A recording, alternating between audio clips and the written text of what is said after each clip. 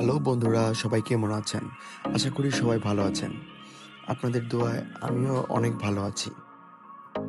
আমি প্রথমবারের মতো গিয়েছিলাম আমাদের জাতীয় চিড়িয়াখানা। সে চিড়িয়াখানায় গিয়ে এই জলহস্তিটাকে দেখলাম। এই জলহস্তিটা দেখে খুব ভালো লাগলো। জলহস্তির এমন পানির ভেতরে এমন করাটা প্রথমবারের মতো দেখলাম। জলহস্তিটি আসছে, কিভাবে আসছে আপনারা দেখছেন সবাই। কেমন করছে, আশা করি আপনাদের সবাই ভালো লাগে।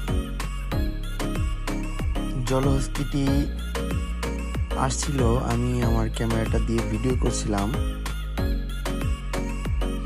অনেকক্ষণ হয়ে গেছে জলহস্তিটি দেখাচ্ছি।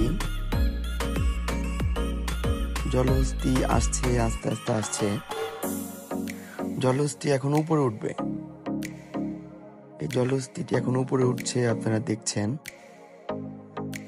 উপরে শেওলি পড়ে গেছে জলহস্তির স্কিনে। জলহস্তিটি এখন অনেকগুলো জলহস্তি দেখছেন আপনারা। আমি চিড়িয়াখানায় গিয়ে প্রথমবারের মতো নিজের চোখে জলহস্তি দেখেছি। এভাবে আমার কাছে অনেক ভালো লেগেছে, আশা করি আপনাদের অনেক ভালো লাগবে।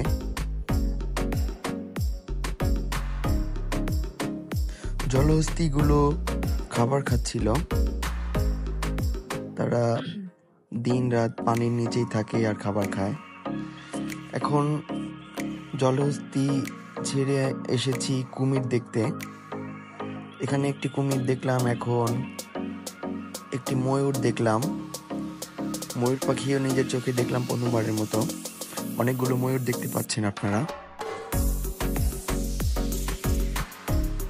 এটা হচ্ছে ময়ূরের যে খাঁচা, সেটার সামনে